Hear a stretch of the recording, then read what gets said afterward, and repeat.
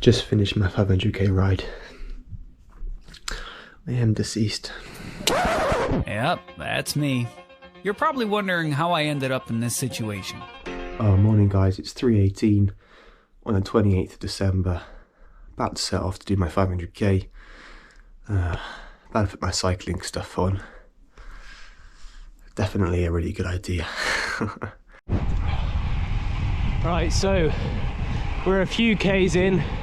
I doubt you can see anything because it's about 3:45 a.m. on a lovely Tuesday morning. Roads are a bit damp. I'm just on my way to the start. These miles do count towards the total 500k. And currently this is my view. And that will be my view for the next 4 hours. So got the TT bars on there for a different position.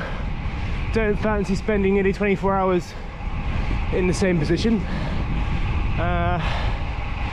I'll keep you updated on how it goes. Currently fresh, tapered, good to go. Might want to quote that in about 10 hours time. Alright, I'll catch up with you in a little bit. 70 miles in. This looking not ideal. Very wet, very cold. Gonna have a shower. Right, we are 130 miles in, nearly halfway, about midday. Much better conditions now, rain stopped. Obviously my legs are feeling it, but generally speaking pretty decent. Hopefully I will survive. Apologies, there's not much riding footage. Just finished my 500k ride. I am deceased. I'm going to bed. I've just had a shower.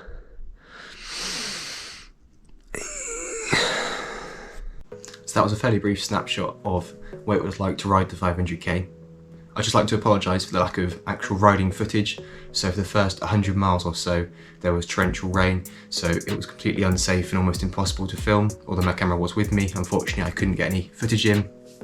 After that point, sort of filming footage was the last thing on my mind, unfortunately. Obviously, I'd love to have shared the experience more with you guys, but that's the way it goes. So let's go through the actual stats. So total distance was 312 miles, 0.06. So a little bit over 500k there, just to be on the safe side. Total elevation was 10,974 feet, with a moving time of 17 hours, 36 minutes and 18 seconds, with an average speed of 17.7 miles an hour. Total estimated calories burned was 11,346, with an average power of 156 watts. The actual elapsed time, so the time it took, including all the stops, was 22 hours, 17 minutes and 56 seconds. So my target was essentially to do it in under 24 hours. So we were about an hour and 40 minutes up on that target, so that was fantastic. Although about 22 hours was my estimated time. So essentially my average speed was a lot faster than I thought it would be, but we took longer on the stops than estimated. I put in about 15 minutes to 10 minutes on the stops. We ended up taking on some of the longer stops about half an hour. So that's something to think about if you're planning something similar. The stops take up a lot of your time and you will need the stops. So luckily for us, the average speed was higher, so we could afford that. But if that average speed hadn't been as high as it was, then we would be way behind schedule. So why did I actually do this ride? I'm doing it for charity, for cyclists fighting cancer, and we've raised nearly £2,000, which is fantastic. The other reason was for a challenge. I wanted to finish off 2021 with a good challenge. There hadn't been much going on due to COVID and everything, so I was like, why not do the Festive 500k in one ride? So going back to the Strava stats, basically I wanted to keep it in zone 1, zone 2, heart rate wise, the whole way around. As soon as you start going to zone 3, zone 4, obviously you don't want to go anywhere past zone 3, you're going to start to have some problems later on with lactate buildup. So I spent only 2.5% of my time in zone 3, 80% in zone 2, and 17% in zone 1. So it's about where I want it to be. For my power, I was trying to keep it at about 200 watts. Average power actually turned out to be 156 watts. So that's taking into account all the 0 watts, so freewheeling. Okay, with Strava stats done, let's have a talk about nutrition. So I was essentially going for real food and not cyclist food, so trying not to use gels or any short-lived energy like that. The only sort of cyclist food that I was having was stuff in my water, so I had a bit of SIS blend, a bit of my DIY stuff, some MCT powder for fats because you don't want all of your fuel coming from carbs, so fats was quite important, and that's a really easy way to get them in. I probably didn't have enough MCT powder. I only had sort of about 20 grams, so definitely could have used more of that. So yeah, back to the real food, basically carb-rich food, so any oats, pasta, rice, anything with lots of energy, lots of carbs in, again that was real.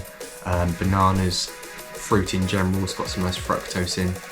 And then a little bit of sugary food as well, so we had some like chocolate croissants, had a little bit of protein, so some eggs with some salt as well, which was useful. I would say my downfall was I had some Coke and a Red Bull at about 250 miles, which caused me some GI gastrointestinal problems. That's the only time it felt like I was going to be sick, I think due to the fizzing in the stomach. The plan was to have flat things, but unfortunately on the day it turned out it was fizzy. And at that point in the ride I probably wasn't thinking too straight either. So yeah, essentially trying to eat as much as we could without throwing it back up, being able to digest it and not feeling too bloated, so it's quite a tricky balance. In all, I'm fairly happy with the way my nutrition went. I was feeling quite good, apart from the fizzy drinks towards the end. My training leading up to the event was quite good. It turned out that I actually had a fair bit of free time that wasn't planned, so I managed to get in quite a lot of miles. Basically, it was just zone 2 riding at about 200, 230 watts or so.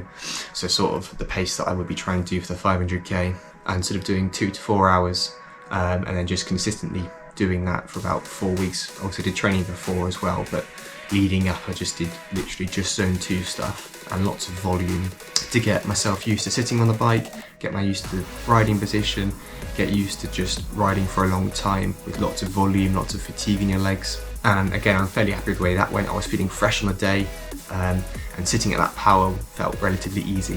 If you're doing something similar, I would definitely recommend getting a power meter or at least a heart rate monitor, because you're always going to feel good at the start. You want to get off that first 100 miles and feel like you've done basically nothing, because you've got just over 200 to go after that. So there's no point blasting through the first section. It's much better to pace yourself evenly throughout and you feel much better at the end. Lastly, I'd like to say about the support. It would be impossible to do this event without support. We had a local police officer riding in an ambulance from about 100 miles onwards, providing sort of peace of mind for everyone involved. Luckily he wasn't needed, but it was super useful and really nice to have him out. Obviously other riders that joined me throughout, providing a draft because it was windy, it was wet, it was not the best day to do it, to be honest, but they made a massive difference. Talking really breaks up the monotony of cycling for a really long time. You can do it alone, but it's going to be a tough one. Definitely, if you can get some support behind you, it'd be really good. So to wrap up, if you've got any questions, then leave them in the comments down below. I'll do my best to answer them. A big thank you to everyone that helped out and rode with me, and I'll see you in the next video.